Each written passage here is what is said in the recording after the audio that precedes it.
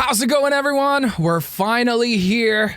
THEOTIME versus Kurt Spice. This is gonna be ultra megatonic spicy. No pun intended. I say that all the time. But yeah, I'm super excited. How are you feeling tonight? Let's welcome our co-host really quick tonight. Why Breezy? What's poppin'? Oh, it's exciting to be back. LCC's back and it's ready for Spice. Spice is out and I cannot wait to see what happens. It's round one. There's a lot of games to go, but I cannot wait to do this with you, my friend. I agree. Well, let's hop onto it right away, and we are going to start with Kurt right here. Let's go ahead and check out his. I never knew how to pronounce this, so accolades, I believe, is how you say it. Sir. Yeah, he's got him. He's got that accolade. Oh yeah. I mean, he's going to be playing in Worlds, which is very, very exciting. He got a pass down during the NA Championship because of Ed and Zan was on the top four actually, but top 8 is all that really matters for the pass down to go down. And he's top 4 DLC Chicago. He did finish top 16 in NA Championship. That's why he got the pass down in the first place. And also top 8 SSG 10K. This dude, I love his energy, his charisma when he's on camera, and I'm super excited to check out what he's gonna do tonight. He didn't bring his usual red purple, I believe, is what he usually plays. But tonight, different spice, if you will, different. Yeah, maybe in honor of the pass down from Zan, he's bringing green steel. So we have the green steel deck up here right now, and I just want to say I'm super excited for this because this is exactly how I pictured green steel discard for the upcoming set, and he's running two. I find him flattened them because all these items everywhere is a big pain in the booty. And also one of my new favorite cards from the set, Pete, the 6-cost Floodborn Pete that doesn't allow anyone or your opponents to sing, and your pirates also gets +1 resist, which is not a big thing. I mean, Smee can make use of that, but for the most part, it's the singing that is amazing with this speed. What do you think about this deck, Breezy? So Emerald Steel has traditionally been like casted as this evil deck that people don't enjoy. However, I think in this Arcasia's Island that we're entering into, it's kind of a necessary evil we're gonna need. This is the perfect opportunity for this deck to shine in the Sapphire environment where discarding and interrupting their ramp early on is going to be super crucial. And like you said, I am in love with that Pete card, being able to block singing. I know the resist doesn't really matter, but that Smee with a resist is a very scary tool as well. But being able to block your opponent from singing is quite efficient in a lot of matchups. And being able to, we got our discard tools. Who doesn't enjoy that, right? And being able to get rid of a lot of these tools in the ramp tools in a Sapphire meta might be really important, and has a lot of potential to do big things going forward. Yeah, this is just pure disruption. I honestly don't call this deck anymore as a discard. I have a new name for this deck. I call it anti-mage deck. Because it's just, we got Ursula, no songs. Pete, no actions. Shift Pete, nothing. And then just keep interrupting your opponent, just like an original anti-mage gameplay from these MMOs and RPGs. It really feels like that. And like what I said, I find them, I'll flatten them. Oh, you're gonna set up 10 million items with your Oswald? Well, let me go deal with it with just one card. Boom. All gone. Yeah, I think the addition of this card is quite important, and the biggest factor about this card is inkable. So if you're dealing with any deck that doesn't necessarily deal with items, you can just ink it and move on with your life. But like you said, the items are a big problem. Because we do not have a lot of interactions with the items, and this gives that extra disruptions. Like you said, no actions, no songs, and now no items. We just say no to everything. Exactly. So we got it all. Yeah, I'm super excited. I do want to point out though the 3 muses instead of 4. One of the reasons why this is happening right now, most likely, is because the meta is currently blue-red and blue-steel, right? So there's not going to be a lot of green. I mean, our green-purple guy, Artabax, and LD. He gave up. They gave up and they brought blue steel, so we don't know where green purple is gonna be, and I'm pretty sure they didn't expect that. So there's really not a lot of uses for the muses. I'm so proud of that. I'm so proud of that. That was good. That was beautiful. Not a lot of uses for the muses in this tournament because there's not a lot of things to bounce because Bell is out of that reach, Scrooge McDuck is out of that reach, the big giant crab is out of that reach, and a lot of things from other decks is out of that reach. So the muses is not going to be ultra megatonic. A lot of the times, most likely, we're not going to see this getting played tonight. The only really target for this is Oswald. That is like important, and you don't want to bounce that Tippo back to their hand. Give them a free ink because they don't really care about like Tippo on the board, right? That's not essential for this matchup. Right. I also think Oswald might feel pretty good, but it's just that its ability not necessarily needing to do anything other than just stay on the board and it being so cheap. It might be able to stop the rhythm a little bit, but like you said, there's not a lot of targets. And cutting that muses and getting one of my favorite cards, Lucifer, being able to add it into the list now as well, being able to see a lot more success with like a lot of actions being lessened and more items being played. There's a lot of chances that the Lucifer, the Cunning Cat, is going to hit two cards at a time, and those are the things that's going to be really, really good. And being able to bounce with muses to Oswald might be efficient, but being able to stop the rhythm is what he's going to look for with the Emerald Steel deck list that we have here. Yeah. I can't believe I'm gonna say this, but I'm actually excited for Green Steel to come in. Blue Steel coming in is the new villain of the show. We can now say that we're excited for this. Anyways, let's go ahead and check out THEOTIME, and I'll have you introduce him this time. Oh, Mr. DLC winner himself. He won DLC Bokum, and he brought it with the Amethyst Ruby Spice when he won it all. But as we know, Ruby Amethyst in this weird spot. So is he going to bring it here? That's what the assumption was. But no, he did not bring it. He's one of the best players to ever touch those color pairings. And this time he even had to spice it up and change things around. All right, let's go ahead and check out his deck. And this is his blue steel deck. It's quite similar to most decks, but this one is running 4 Shield of Arendelle because he probably thought that, okay, everyone is going to bring blue steel.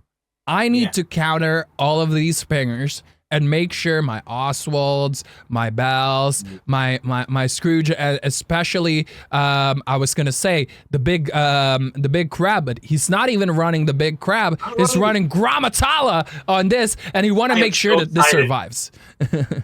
I am so excited for this Gramatala. I know we look for the spice, but we're just saying we don't need the crab to go forward and win this game. We just ramp up so high, and we have the tools to do it. We have 2 Great Stone Dragons and 4 Fishbone Cools to able to do that, and it's going to be really, really good with Oswald being able to hit 26 out of 60, which is almost 50%, and that's what you want out of your whenever you're trying to roll some dice. You want to get as high as possible to a success rate, and whenever you have 6 ram tools, you're going to keep repeating and repeating until you find your items and be able to just take huge card advantages every single turn. This is one of the things that I like about THEOTIME as well. From the last time we saw him in LCCC, is that he brings some pretty spicy decks. I doubt that this is something that he would probably bring in Worlds, but you'll never know. You'll never know. It works. I mean, there's chance. Like Gramatala is a win condition on so, especially when you have, like I said, 6 ram tools where you're just kind of gaining 6 lore if it sticks around the board, and the deck can easily do that. And like having the 4 shields is quite efficient to be able to make sure your things don't necessarily get banished easily. It just has a lot of opportunities. I'm very optimistic about this Gramatala build, hoping to see some success. Yeah, especially you probably knows that, okay, well, Zan's deck is getting really famous. If I make my blue steel, I am playing into this counter meta that other players will be playing. That's why we saw Alphinum and Platinum on Kurt Spice's deck, right? But now it's like, well, I don't really care if you take out all my items. That is not my win condition here. My win condition is this Grammatala, and I'm just gonna go Ultra Megatonic ramp against you. He's running 2 Great Stone Dragons as well, which is really nice. And yeah, I'm just super excited to see a deck like this pop off. Absolutely, I cannot wait to see what happens. But like you said, he's leaning this deck into more Sapphire Steel heavy. But his first matchup is the big bad Emerald Steel going in, so it's going to be really, really interesting to see what happens when the Emerald Steel starts ripping some cards off the hands. Nice. Yeah, I'm gonna go ahead and turn on the stream now. I believe they are ready. So yeah, let's get on with it. Let's get Get this going. I'm so excited. Oh my goodness. This is a huge opportunity to see what these new decks are gonna come in the set 7. What new spice that we're cooking with. It's gonna be a huge opportunity to see what establishes. Yeah. And this is also just really nice for the community in general, because the set just started and a lot of people look up to these players, and it's really nice that they got something to start with their deck. Right. And as we get into alterations, we're able to see the Oswald, the Mulan to start us off early on. What are we looking for if you're in Sapphire Steel here? If I'm Sapphire Steel, I would like to get a great early start. And the thing is like, this is Emerald, so it's really tough to bring in that song that will take out this Diablo when it comes out. But lucky for him, he's actually running a tool that is not a song to take it out, which is the bow. The Imperial Bow, I believe is what it's called. Exactly, yeah. It's an exert and use 1 ink to choose a hero character that gains Challenger 2 and Evasive. Yeah. And guess what? He's running a lot of heroes. Yep, exactly. So I think having that bell out early and at the same time having that item would be essential for this matchup. And yeah, we'll just have to see. Unfortunately, we can see right away that he's got a Zeus and he's got no way of like getting rid of that. I don't really like this start from THEOTIME. The hand is not looking very spicy. On the other hand, we missed Diablo on turn 1, which is pretty good for THEOTIME, knowing as well that he didn't get the bell on turn 1. But here comes the Fortis Sphere. Let's start drawing some cards. Start that. There is the. Did I say I missed? We missed the bell. We missed the bell, but we did not play the bell. Yeah. Gotta be a little card. We gotta make sure our hand isn't too thin whenever Emerald Steel starts getting their engine rolling. Yeah. The thing about this as well is that he probably didn't pop it because Bell might not be enough to combat what Kurt is about to do. That it's probably better if we just keep the bell right now, and it can be used for ink, and go for the dock play instead. Yeah, definitely. Being able to make sure we have resources to get to the higher inks where we can start really excelling is something that he needs to be really careful about, as Ursula already ripped 1, fortunately uninkable Zeus, but that was a nice top deck right there. That Oswald is really nice, knowing as well that Kurt doesn't have any pingers, but obviously THEOTIME doesn't know that, so he might be a little hesitant in putting this down, because he can go for 2 Arendelles right now, Shield of Arendelles, and on turn 3 play the workshop and just go for the Scrooge. But it looks like he's gonna put down the Oswald. It's like, yeah, let's roll some gamble. dice. Let's go. Yeah. Who doesn't want to? Yeah, I mean, he has 26. I mean, we already seen 3 on play, but it's still 23 out of 60, and your chances are looking really nice once you can start getting your quills out and get more rolling opportunities. Yeah. This is gonna be probably a Diablo play right away. Since we didn't see any of the songs that can take out the Diablo, now might be the time to just put this down and do some gambling yourself. We're gonna ink ahead on Ursula here, and yep, the bird is out, and it is indeed the word. Yep. All Gonna right. get our question going, get our numbers up, and ooh, get disrupted here. The Zeus is pretty nice here when that Scrooge comes down. Being able to play that Scrooge for free is going to be so. It's going to feel so good. It's going to be able to do so much. It sings the Zeus, which is a big threat remover itself. So it's just such a magnificent card to have in this items heavy. Yeah. The thing here is hopefully Oswald gets some items so we can put those Scrooge down. Because if not, then this Scrooge might not feel very cash money. It looks like he's not gonna be greedy with double Scrooge, and he's gonna do that. Oh, Bell goes down. But he's most likely going to establish that workshop right away, so he can start drawing as well the next turn using this. I keep thinking Scepter of Arendelle. It's Shield of Arendelle. Shield, yeah, the other weapon of choice of Arendelle. And as we start establishing our workshops with playing so many items, we're going to draw a bunch of cards, basically, essentially, for 1 ink, which is essentially free once you start having your quills on the board and get your ink up.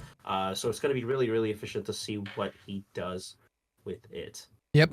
And he inks the Muse. It's quite useless on this matchup, and he's gonna protect that Diablo. He's gonna be like, I want to make sure I get some draws with that Diablo. You know what I really like about his hand though is I'll find him, I'll flatten him. It's ready. It's ready. It's already here. It's scary. Yeah. I know, it's too early to play, but when do you feel confident to let that thing loose? Yeah. I mean, he's going to play a Popsicle and a Shield of Arendelle here and possibly draw 2 cards and then play that Scrooge McDuck for free and get 1 more item. And from here, for next turn, he can literally just go, yeah, I'm going to go shift my Pete and I'm going to sing this I'll find him, flatten him. And just remove all items. And it's going to be hard for him to come back because that is such a big investment. And another good character going down, which is not necessarily optimal. Oh, he looks like he missed the Pete. There's a Pete. There's a Pete. Yeah. Okay. No actions, no Pete. We'll just go ahead and play Scrooge instead then, and look into our 4, see if we find an item. Yeah. With these type of cards, you're finding your items hopefully as much as possible. Looking into I see a coil here and a fishbone. You want to get your ram so you can start truly getting into Oswald's magic, which is getting into top of your deck more than once a turn. Yeah. But that find and flatten is going to look really scary and really mean once you establish those things. He's probably going to wait another turn here before he flattens this. And the reason why I think he would do something like that is because he saw the quill and he's assuming that there's probably at least another 1 item in THEOTIME's hand. So it might be wise to wait another turn. Right? Yep. But at the same time, do you really want that workshop to pop off? That's the biggest question here for me. Right, and I think the Find and Flatten is one of those cards that have a high ceiling of when to use it, how to use it, and we're gonna hopefully see a very skillful master of that ability, because like having these incredible cards is good, but like using when is going to be the key to truly find that success. Yeah. I wonder who is going to choose here. It's most likely going to be Oswald, right? Yep. Well, yeah. Oswald. And if this hits Zeus, this is going to be very cash money for that Diablo. Yeah. If Diablo doesn't get Zeused a Thunderbolt into its beak, it's going to look really, really nice and get that card advantage that Kurt Spice is okay, number one. Let's see. What do we hit? Oh, ooh. Shield. That's actually the best case scenario for Hitsui there. And getting those cards kind of into the discard is not the worst case scenario, because we might be able to get them back. But if not, we have 26 of them, so it's not too bad. Yeah. All right, let's see what's gonna happen here next. He's most likely gonna 100% sing that Zeus into the Diablo, and I don't like what's gonna happen to Kurt after that happens, because he doesn't have any draw right now. It draws into another Diablo. Never mind. Accept what I just said. No problem. Birds, no problem. We got rid of one. Guess what? I got two of them. I got the birds on birds on birds. It's just so good to, you dealt with one. I got a second one. Deal with two now. And you can't, because you just don't have it like that. You got rid of your Zeus already. It's going to be really, really tough as we Zeus away a Diablo number one. But what he just hard casted it. Okay. Ooh. That's very interesting. Yeah, I mean, singing would have felt like it just would have been potentially a better move there, because now you have ink to potentially play your Quill, but it's an interesting choice for sure. Yeah, that's actually really, I find that really odd for me, but he's an Ultra Megatonic player. He knows exactly what he's doing. And getting a piece. Yeah.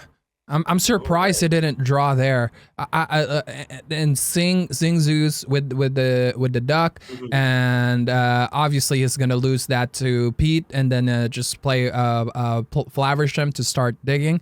But yeah, that's a pretty interesting move.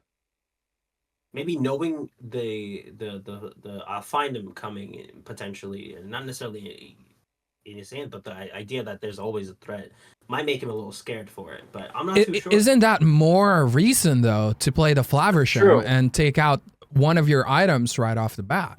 That's true. Yeah, it's definitely a choice, but we'll see. We'll see if it pays off. And we got the Cove. We got the Bird in the Cove. The Bird in the Cove is just like, peanut butter and jelly. It's just one of those things that just go together forever. Yeah. And it's so strong. Having that extra one to live is just so important, because now you can't let the Storm Rage on or anything like that. Yeah, it lets the Storm Rage on become Zed. And also, we have the information that he took out the only two Zeus that THEOTIME has. So there's literally nothing but strength of the Raging Fire, and establish a couple of characters to take out this Diablo. Definitely. The second Diablo came in so clutch there, though. What a top deck. I really hope he plays two Oswalds here, because that just sounds so fun for me. Yes, let's go. Going inside the casino and entering as a hero. Hopefully we hit. Hopefully we get it. All right, we inked once. Okay, here we go. First one. Let the Storm Rage on. Okay, unlucky. Second one. Let's do it again. No, nothing. 26 items, and we're 0 for 4. That's tough. Oh, man. 0 for 4. Man. Let me just update our... I updated this, and Twitch didn't update it for me earlier, and apparently it's still LD versus Domingo on my title, so... Let me just... We were so close away from mill greatness, but so close. All right, we shall see what happens here. We got a Smee on hand, and Prince John, and the now fan called Donkey Song, aka I'll Find Him and Flatten Him. is such a great addition into the format, and I'm really excited to see how much success it sees, especially considering the 20 plus item decks are rampant right now. Yeah. And Oh. we're singing it. Get rid of 3 items, and that Flaversham looks terrible in his hand right now. It's a sad flag. To be fair, all he needs to do is get an inkable, draw an inkable next turn, and draw one item from these Oswalds. See it. Hopefully we see it. We got rid of some inkables already. We sent Storm Rage on at the bottom, so the chances are high, but We got a Cove squad though. These are really big characters now. Cove is a vacation slot right now. Wow. And we found an inkable. Oh, there it is. There's our answer. Good card. But the thing is, like, do you use that against the Diablo, or you just ink it? You have to ink it to keep playing the game, right? And pray for an item. Right, and you gotta hope you see it, but like, it's just a decision that you have to make. Do you want to get rid of the Diablo, which is allowing your opponent to get more cards in hand, or just ink it and start gambling? And my fiend self says, "Go gambling, baby." You know, it's just hard not to. You got so many opportunities to hit, but he's been whiffing a lot. Yeah, and you can't end on a cold run. What's gonna hurt here as well is that because we're on God mode, we can see the Prince John and the Doc in the hand, and at the same time, he is also in trouble of just having one card. Right, that's big trouble for just getting your hand emptied by discard, because this is discard at the end of the we haven't seen any discard yet, but this is still a discard deck. There's still 10 million cards that can discard, so, and it looks like it's gonna take out the Ursula here. Takes Ursula out, takes 2 damage, which not necessarily feels too great. Yeah, passes it on. Unfortunate that the one card he wanted to ink just was like the answer to Salute problems. Yeah. But Emerald Steel's getting up there. He's already at 8 lore. I mean, yeah. The board state is looking a little grim. The Oswalds can't really challenge her too much. He's going for the Doc play here. The Prince John into Doc. If he draws a discard here, this is gonna be super painful. And another Doc. Doc into a Doc is one of the greatest feelings you can have in this game. Yeah, and he's gonna do it. It's incredible, and being able to essentially have the Diablo as well isn't too bad. Yeah, you still have one as well to put another card inside there. And let's not forget as well that this Smee has a +1 resist from that Pete. Not that it matters too much, but it can help just keep pushing. We're getting really close to 20. There's 4, 5, 6, 7. We're about to hit 19 if nothing gets answered. And he doesn't have a lot of answers. We find another toy maker here. Here it is. Item. Bro, you have more item than Zan's deck. Why are you not pulling any? Oh, there it is. All right, there we go. One more. Come on. It's just we don't have a lot. Oh, okay. We can hard cast that as well, which is nice. Yeah. We're gonna pop to draw 2. He's in 7 now, right? Yeah, he still has 3 to do it. He has to deal with everything. He found another. Yeah, the Scrooge McDuck cannot trade into this Smee, which kind of sucks, because the only thing that you can really take out is the Doc or the baby Diablo here. Yeah, it just feels really bad. With the resist actually mattering here is quite interesting. Yeah, because that resist is the exact reason why it's not gonna get banished, because of the hitting code being a 4/4. It's just fascinating how that small interaction makes a huge difference in this. We can, however, take out this what do you call this Pete to finally get that resist out and be able to sing. It is a lot of investment going into it, though, however. But as we reconnect, so far, Kurt Spice is looking spicy.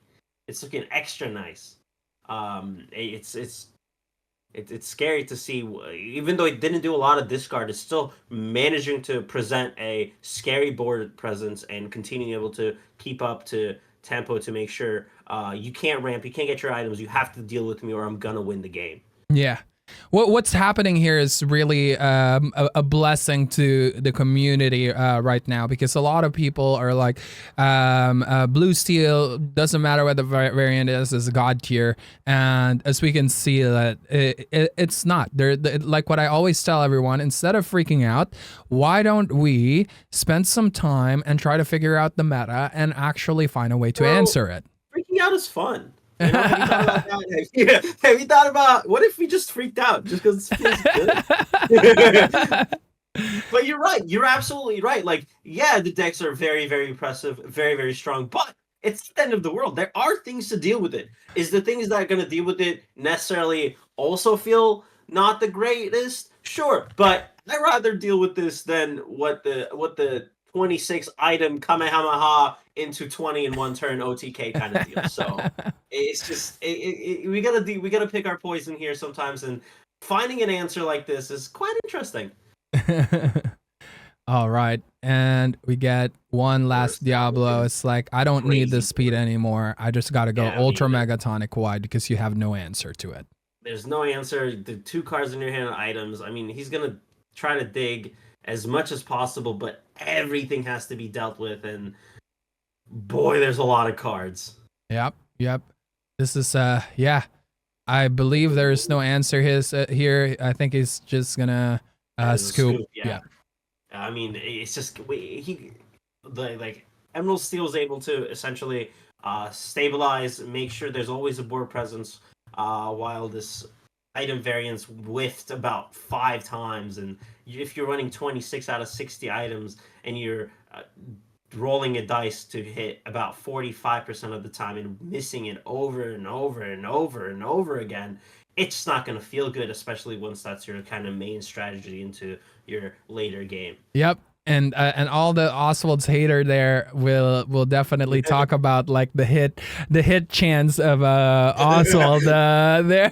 It's always funny for me when the community talks like that. As long as there's no like actual toxicity, like the whinings, I don't mind at all. Like the overreactions, I don't mind. Sure. I find it entertaining. But yeah, the Oswald haters there, they're like, yeah, let's take that off the deck right now. Yeah. I'm not on Twitter right now, but I already see RMB tweet again. Yeah, that he's not it's already happening. I don't know if it happened, but I can feel it. The senses are tingling. So the Oswald isn't real tweets are happening as we speak. But it's really unfortunate. Like you are establishing yourself to have, like I said, like about almost 50%, and rolling that 5 times and missing 5 times felt truly punishing rather than get anywhere. It didn't like necessarily reward, but it completely punished, if anything, because your answers went to the bottom of the deck as well. I mean, we saw like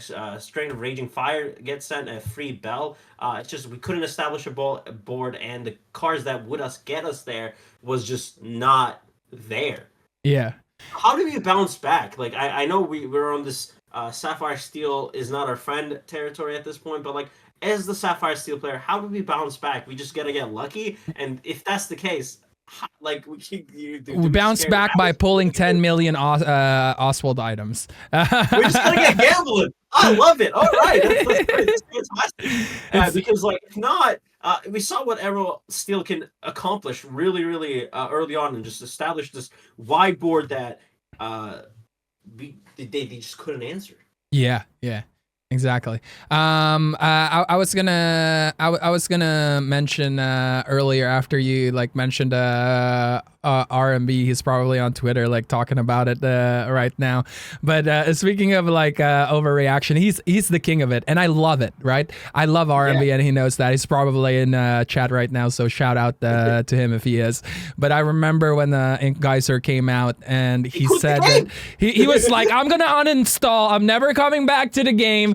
And the next thing you know, he announces that he's in a new org, and I'm like, yeah, I knew you're not gonna uninstall. I'm used to you now, my friend. With the within the 48 hours, though, for his credit, they also announced Bell, so like the emotions were high and down at the same Yes. couple of Yes. days. So You have But- no idea how it felt like because I got the starters, right? Like uh-huh.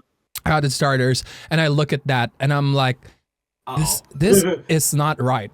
This is just not right. And I tried to like hide it the whole time because I don't want to like create any like tension anywhere at all. But yeah, when I saw that, I was like, oof. And it's funny as well. Someone in chat was asking me. They were like, "Yeah, is there any other like cards in the thing still that they haven't announced?" And I'm like, "No comment." And then I looked at it and it was Bell, and I'm like, "Yeah." All right. Peek at the hand here, and as we go through it, we found our one drop item and strength. I mean, let the storm rage on, but we did not find the third piece of that lovely puzzle in Bell, unfortunately. But we just gotta keep on pushing. Knowing those targets are good. But looking at Emerald Steel hand here, we got a little bit of an uncomfortable problem. Yeah. Just a little bit. Yep, it's not looking good for him so far. Like the curve is not ultra megatonic. I mean, it's just kind of everywhere, right? Because we have Prince John and we have where are the discard cards? We haven't seen one except for Bruno earlier. And it went to the inkwell, so it's just not necessarily being used. Yeah. But last game, we didn't really have the need because like our opponent just didn't have a lot of cards in hand in the first place. Yep. Oh, we did get the Ursula top deck though. That was nice because we saw the strength of the Raging Fire or the Let the Storm Rage On in the hand. So definitely playing that. Finding that Ursula is wonderful as we get rid of a very, very strong card in Let the Storm Rage On. It's quite big impact there.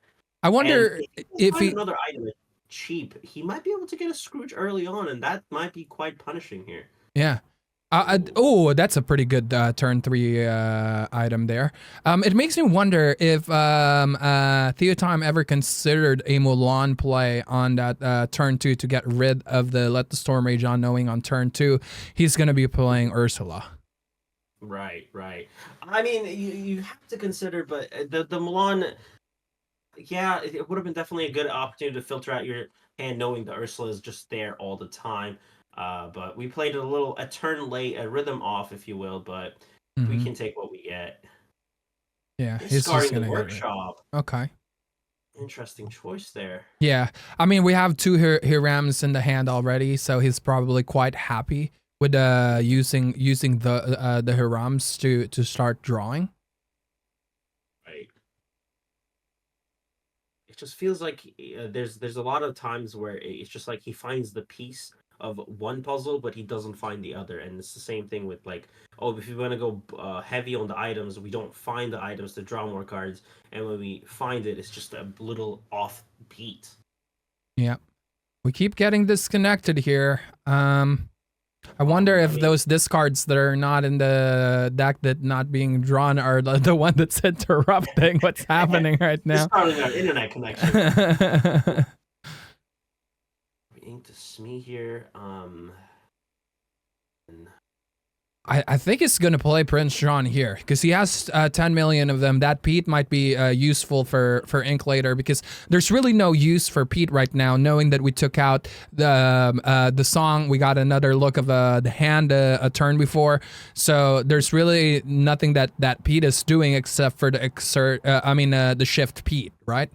Mm-hmm. Yeah, there's not much there, so might as well just try to establish a board, and knowing your opponent can't really necessarily deal with the card and it's just going to sit there and look gorgeous for the entirety of the game feels pretty good as well. Yeah, and this is going to be really nice if he top decks Sudden Chill because he's got another Prince drawn, and that's an ultra megatonic double draw for him. Oh, that will feel really, really punishing, and we established our favorite toy maker to draw 2 more cards, making our hand feel more robust here.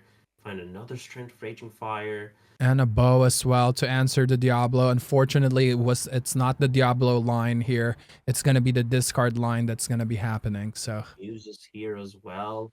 Um, Muse in this matchup just not necessarily feels too heavy. Like I know we talked about earlier, it's just one of those cards that's luckily inkable, so we can just move on with it.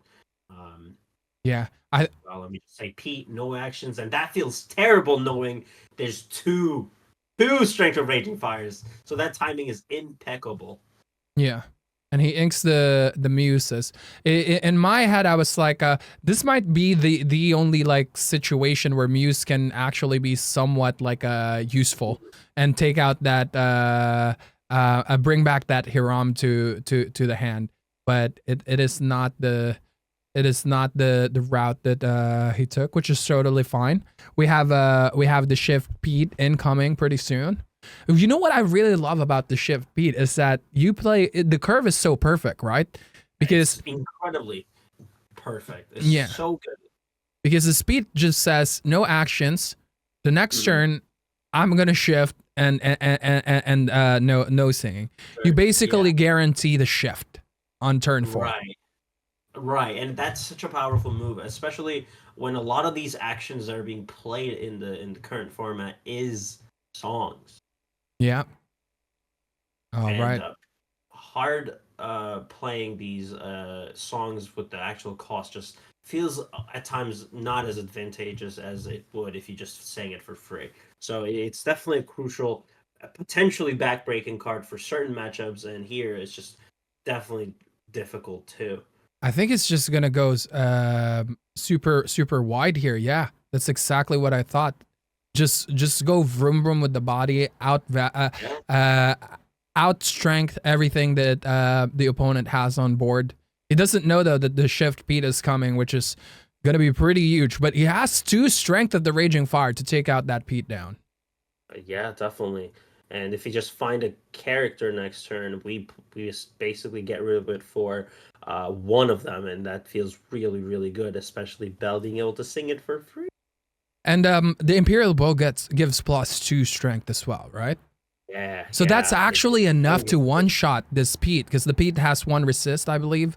Does it have 1 resist, the actual body, or it just gives 1 resist? It gives your pirate characters, so it doesn't Yeah, say other. it does. It doesn't give itself. It doesn't say your other. It just says your pirate characters. So it does give itself +1 as well. As long as it's exerted. So if you exert it, you do have resist 1.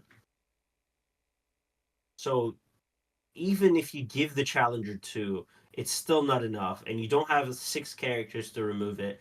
So you have to hit something with it if you want to get rid of it. But you do find it. Yeah, but that Imperial bow is enough with that Scrooge.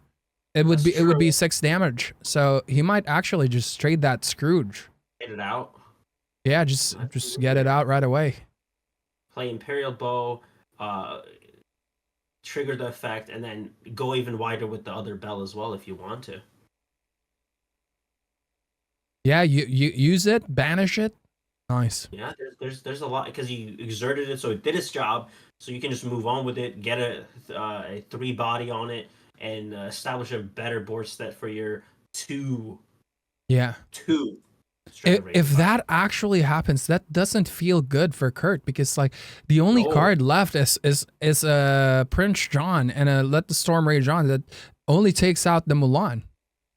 Right, and then we paid the extra 1, so we used 3 of our ink. Get to the challenger 2, and then swing easily into the Pete. Yep. Yeah, and now the game is kind of shifting slowly. The energy's moving around. The aura is shifting. Yeah. Because our hand is looking grim for Kurt Spice. We got a Prince John and a Let the Storm Rage On. 2 uninkable cards. We just have to kind of play them and hope we find a discard, right? We just want to be able to find 1 discard and we bring our hand right back. The question is, do we pop the bow right away for this bell, or do we pass hoping that we get a Hiram next turn? Is now the time to go vroom vroom? And I don't think it is. There you go. Think so. Now he's kind of aware that, hey, I kind of have an advantage here. Let me slow it down. Yeah.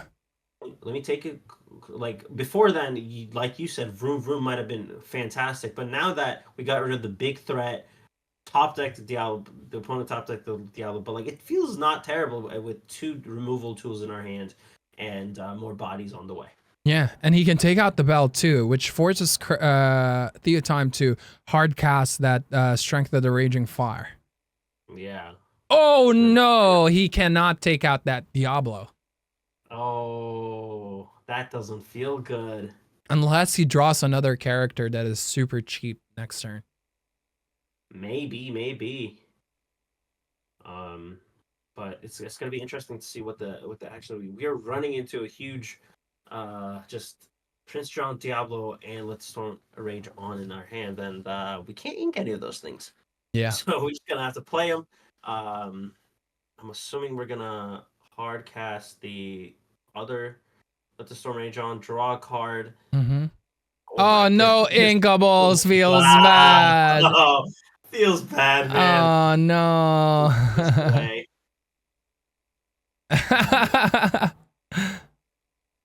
Oh, we found the Grandma Tala. Now is not the time though to play that. At least the Diablo had to wait for another turn or 2 turns before it starts drawing. Yeah. We were able to stop. We did kind of get lucky with the uninkable here, because if we found one singular inkable, we just established that Diablo and hope for the best. Here comes the draw engine though, for THEOTIME next turn. I mean, you say draw engine, but do we have any items? Are we gonna find it? We whiffed a lot of the top decks, so the gambling man in me says we might keep whiffing. Hey, let me just correct you real quick. It was Oswald that is whiffing. It was not THEOTIME that was whiffing. So if THEOTIME draws it, it's most likely an item, higher chance of an item than it is with Oswald. Because we all know Oswald sucks at finding items. Yeah, Oswald, even though his entire existence is to find items, he just can't. But when the player's drawing it, it's completely different. Yeah, exactly. Absolutely. Exactly. Yeah. You're right. My bad. Yeah, for sure. So yeah, he's gonna find it, and then we're gonna start drawing those cards and get into the cat has discarded her action. And now we just are looking into our grandma. And do you see that one card in Kurt Spice's hand that will ruin all of our engine and then some? Yeah. Do you see the donkeys? I can see it. I can feel it. It's coming. And it's scary. But he already played the Lucifer, so he doesn't have it right now. Next turn for sure. Right, but as item starts to get established, it's gonna feel even better. Right now, it won't necessarily feel too great because you only have a bow and a workshop. But as it gets to more popsicles, fortispheres, as we find more answers. I told you. THEOTIME's luck is 10 times better than Oswald. Draw one more to see what we get. There it is. It's happening. Wow. You are 100% correct, my friend. But it's a shame that all of that work we just put into might get flattened right away. It's going bye-bye. It's going bye-bye 100%. Yeah. Finding those. I mean, at least you were able to dig a little bit. You got one item. You got a Mulan out of it. But that Great Stone Dragon not seeing success here is going to hurt my feelings personally. But it is what it is. The beauty of this, though, is that he's got 2 Grammatala in his hand. And the thing is, other than Bruno, there's no efficient way of like answering the Grammatala. Maybe hit it with a big Pete, but one of those Petes is down already. This is gonna be a pretty interesting upcoming turn for THEOTIME. But this is the ultra megatonic turn right here. Strength as well. You know what I can hear? I know you're an anime man with an anime plan right now. You know what I can hear in my head right now? United all states of smash! Just wreck all those items. He's about to ragdoll those items. He's about to get flattened. It's gonna be amazing. He's about to go plus ultra megatonic on those items right now without finding him and flattening them. It's gonna go crazy. Oh, that's gonna hurt. Being able to wipe the entire board at this turn is so incredible. Yeah. Are we about to play it just hardcasted? Yeah, we are. We don't need to sing it. Who needs it? Goodbye. Goodbye, your item pile. Goodbye. See ya. We don't want you. Yeah. We are gonna shift it into it. We want that draw right away. Even more pressure. Yeah. All right, let's see. Okay. So play one, ink one. Get a little scary here. I mean, play one, ink Mulan, and start getting vroom vroom. You want to play your grandma first, and then ink, so that way you can gain that one lore. Yeah, play one, ink Mulan. Okay. He goes for the grandma ink. I guess it's really important that he gets to establish another like. Oh, he's not even drawing. Well, he can't draw. Like I mean, like he's not waiting a turn to like actually draw with the Mulan.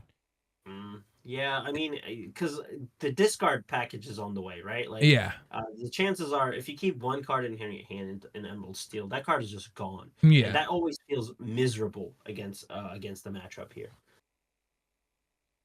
I totally forgot that he's playing this card because I barely saw this card here. Seen it other than the cat, but I'm staring into that hypnotized, getting a little hypnotized myself, knowing that.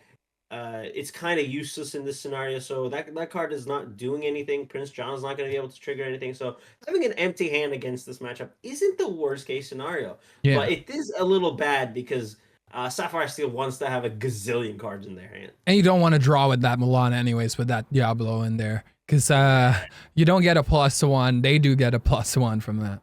Oh yeah, that's true. We can't really cheat it with like effects like the four cost Grandma Tala here. And we play the Ko. We're about to go into vacation there with our cats, our birds, and our princes. It's gonna feel great in there. That hidden Ko giving +1 on strength and willpower just feels so powerful. Well, technically, Prince John is a Meow mix as well. Oh, that's true. He's a prince though. It's like Goofy Pluto situation, you know? It's like what's going on here? Yeah. I was Lucifer and Prince John, different universes, I guess. And we got 2 Prince Johns. We're sending the Diablo to vacation, and it's gonna deal with our board that can't because we have no non-targeting removal tools in our deck. Yeah. This is gonna be an interesting game because like there's a guaranteed +1 for Kurt every turn because of the Diablo, right? But there's a guaranteed +3. I believe that Grammatala quests for 2. So the ink plus Grammatala is racing much faster because you're definitely not gonna exert the Prince Johns here, because they're just going to get annihilated. And now your draw engine is gone, and you're also saying that, okay, well, if your draw engine is gone, I might be able to establish my draw engine, because I don't care if you actually start discarding me, you're not getting Ultra Megatonic value from these discards anyways. But he did got that Maurice's Workshop there, so this is going to be scary. Off the top. We're feeling good. We're feeling good. But do you actually play it though, knowing that there is a Diablo on play? That's the biggest question here, right? It's a rough question because even though I want to say no, but we have nothing else to do though. You know, we kind of unfortunately have to give our opponent a little something in order for us to do anything. That's true. That's true. It's a trade-off where it's going to feel bad, but do we have any other option? Do we just keep drawing top deck and hope we can out-resource them? That's a hard question for me to answer without saying you kind of just have to give our opponent something. Looks like he's going to race here too. It's just going to go vroom vroom. It's like, I don't care about Grandma. Grandma's slow. I'm going vroom vroom with my Prince Johns, my Diablo. and I'm gonna play this muse as well. And he like, I'm most likely not gonna be able to discard any of your stuff. I still have one more card in hand that you don't know anyways. Maybe you're gonna play around this card, maybe not. But yeah, this is gonna be really tough for this grandma to race. If I'm being honest. Let's see what we get from the top here. Pete, okay. Is not what we. The thing here as well is that everything is exerted. You can take out the Prince Johns, but once this muse goes into this cove, Grandma can't take it out because I believe Grandma has 4 damage. I don't see this card very often, but she is a 4/8. 4/8, yep. And not being able to get rid of the muse is gonna feel really, really sucky. And it's just, but we have to stop this board from going anywhere, because we got 2 Prince Johns that are gonna get to 4. We got 6 on board. We're gonna get to 15 next turn, and we're just gonna keep going wider. And like you said, go vroom, vroom, vroom. Yeah, you gotta go fast. Gotta go fast. Gotta go fast. Being able to manage that has been really efficient for Kurt, and he's seeing a lot of success today in this matchup. Yeah. Yeah. I believe that's it for our game here, because we just can't find our answers. We just can't get through it. But we will wrap. Yeah, he said well played already, so it looks like that is it. The engine just didn't roar in this item package, and whiffing 5 just feels terrible. Oswald was a bad performance this game. This matchup, I really like that this happened between them. I'm not like THEOTIME is really cool. I love him, but I'm glad that he he lost this way because he was fighting back still, but it showed that okay, green steel can actually slice and dice blue steel, which is really good because like what I said, people are looking for answers. And some people are losing hope with this blue steel. Now this is gonna create a rock paper scissors in the meta. But you know what I really think that is in a really, really good spot right now is Amber Steel Song. If Amber Steel Song starts running some of that Final Platinum, and we saw how good it was on this matchup. And they have a better way of looking for that card too. They have an incredible way of looking at it, and they can just sing it for even cheaper value characters. Yeah. So it's just gonna feel really, really strong going in, and you Steel Song might see some play going in. I bet some of these Ambers. I mean, we saw it yesterday in the LCC. Bivens, the Bivens matchup, he just cooks. The deck has potential. Yeah. I'm super, super excited. If we can get them in, that would be amazing for the interview. It looks like we have THEOTIME here already. We're just waiting for Mr. Kurt Spice. Brought the spice. Getting flattened twice. Tough. Sometimes you find it too, right? You find it in both games, and you just feel fantastic about it, and that's what we saw today. Yeah. Fight 2 games, or you run 2 Final Flattens, you find it twice back-to-back games. Can't really beat that feeling. Yeah, can't. We also got a camera from Mr. Kurt here, which is amazing that we get to talk to him this way. Welcome everyone, THEOTIME and Kurt Spice. Welcome. That was really fun to watch. A bit tough for THEOTIME's Oswald. We started memeing with Oswald that we're like, everyone who uses Oswald can't find any items, but the person itself, when they draw, they find the item. And THEOTIME actually top decked the popsicle earlier, which is really funny when me and Breezy was talking about it. But GG's and congratulations, Kurt, for the win, and great showing as well. THEOTIME, I was super excited to see the Grammatala popping off. Unfortunately, we didn't get there. Yeah, I don't think it's a matchup for Grammatala, but I had nothing else than playing her, so I played her, but it wasn't leading to anything. Yeah, one of your teammates, I think, was on the chat earlier. From time to time, I look at it, and they said that when you tested this matchup, it didn't felt great for your blue steel. What was your game plan going into this matchup? Playing Scrooge on turn 3, but it did not work on any of both games, so it was complicated starting from this point. Yeah. Is there anything you want to ask him, Wybreezy? Yeah, I mean, moving forward, I know in this second season of LCCC, we have the opportunity to kind of switch up the deck as long as it's in the ink pairing. What would you do moving forward into the next round?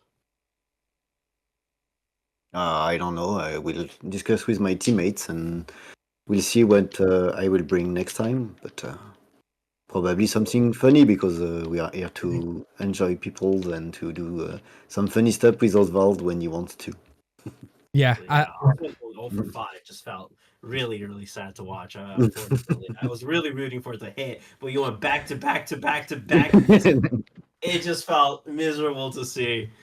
Yeah, I really like that, especially last LCCC. You brought a very spicy and fun deck. I'm glad that you were doing that.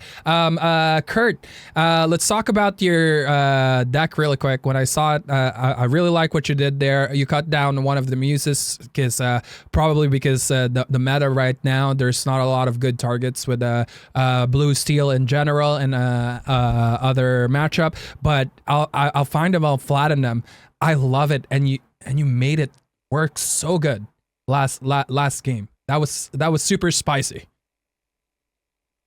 Yeah, you're right about muses. How it's not quite as effective anymore because it seems like Amber Steel might be coming down a little bit as far as the overall metagame with Sapphire Steel doing so well and being such a menace for Amber Steel typically.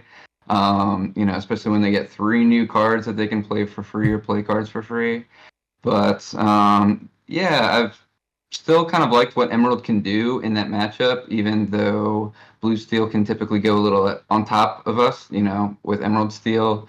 But I felt like it was something that could maybe crack the metagame early on in the Sea of Sapphire, and I wanted to give it a shot here. I think it's kind of a mean deck. Some people describe it with all the discard and the draws that I get from your draws and everything like that.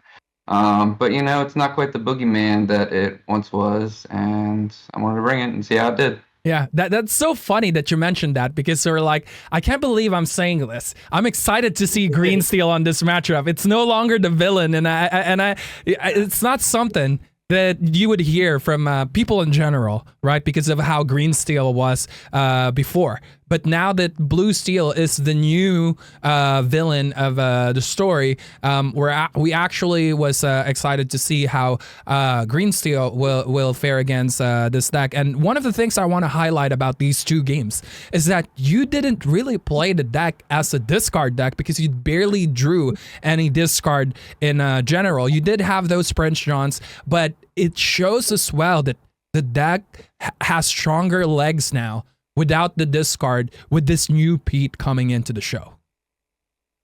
Yeah, Pete and Fine Platinum give you more good ways to interact or slow your opponent down. So they're both really good in those games. Like getting rid of the Hiram was like the only way I was going to be able to win game 2. So just having a huge thing that did that, forced the Scrooge to trade back into it. With the bow, which was really nice, the bow, I was like, oh gosh, how am I going to beat that? And then I found Platinum, and I was like, okay, I think I can, like, if I draw another action or another ink, I can kind of set up a Platinum and Diablo in the same turn to take out the bow and get the Diablo going that same turn. Yeah. So that's why I kind of like waited a little bit. And I knew we didn't really have, besides drawing a Pete, too much interaction with the Platinum. So I decided to wait a turn on that, set up a little bit more favorable position to do that. And it worked out. Yeah, the new tools are pretty sweet for this deck. Yeah, that was amazing. You piloted that really well. Yeah, that shift line Thank you. Perfect curve. It's that 3 no actions, 4 no songs. It just feels such powerful, and we saw it come up really, really, really well here. And I'm really excited to see where Emerald Steel goes into this set because it has a lot of interruption tools to stop this Sapphire madness from happening. So it's a necessary evil, like we said earlier, and I'm really excited to see what it does. And congratulations on that big W. Yeah. With how your deck is functioning right now, going into the next round, is there anything that you would change? Do you think Pete is overperforming, that you might bring Pete to 4 on the next round? Yeah, definitely. He's like the 62nd card or so. He would be in there. There would be like a 4th Hypnotize, like maybe a 3rd Hidden Cove. Like that's like kind of all that like extra like 61st, 2nd, 3rd card, and definitely part of the flex spots in the deck. So yeah, I'd definitely consider it. Nice. Because the curve is just perfect. The 3 into 4 and basically sing any song in your deck is quite amazing with it. How are you guys feeling going into the next round? Theo and Kurt, are you guys looking forward to the next round and changing your decks, or do you think that it will remain the same? I think it will depend on my side on how many time do we have to resubmit a deck, because if we have to do that in less than 2 days, I don't think I will be able to find new spicy decks to add to the deck. But if we had a little bit more time, we might change a few things in the deck. It will depend. That's fair. Yeah, I think my deck is like, pretty locked in as far as, maybe 55 cards of it.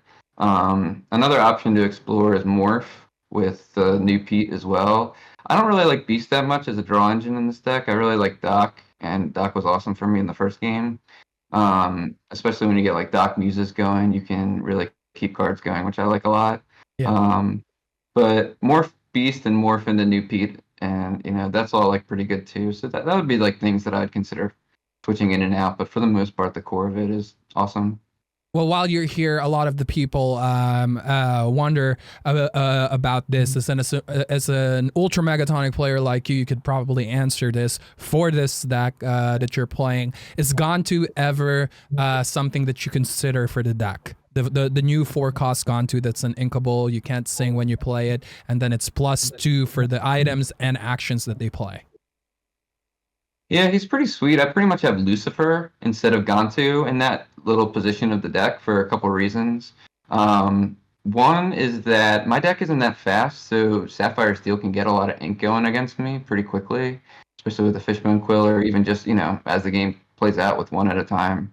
Or normally at like turn 6 or 7, and I might have a few lore and like still kind of trying to set up what I'm doing and how I'm going to counter my opponent's plays. But so the Lucifer is really nice. It's just something that your opponent has to play around. He sings Bruno, which is like a really nice addition to the deck too. And then it kind of is just like needed to beat Big Sisu, which Gontu unfortunately doesn't really do anything. It is a really strong against the Sapphire Steel deck, but I already feel pretty good against it. So I don't. It would be something that if the format became mostly Steel, like Emerald Steel and Sapphire Steel were the top 2 decks, then yeah, Gontu could be sweet. Nice. Yeah. Gontu acts have to wait a little bit longer for their time to shine, I see. Yeah. Do you have any other questions for them, Mr. Breezy? No, I think you wrapped it up beautifully. And seeing that Doc on Doc, Doc just was so incredible. Being able to just keep going, it was just a beautiful performance there. Yeah. Beautiful performance for both, honestly. But yeah. Well, before we end this, we're gonna ask THEOTIME and Kurt here to promote themselves, and then I'll let you do that as well, Mr. Breezy. So let's go ahead and start with you, THEOTIME. Is there anything that you want to say to our crowd tonight, and also anything you want to promote, share your links and stuff like that? No, not especially.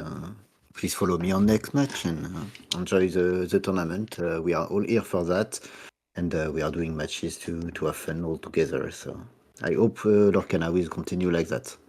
Awesome. And Kurt? Yeah, I'm on Team World Class Cards. I just joined at the a little bit after NAC this year, and they're going to be posting like all of our Lorcana journeys as we're playing all these new set 7 tournaments.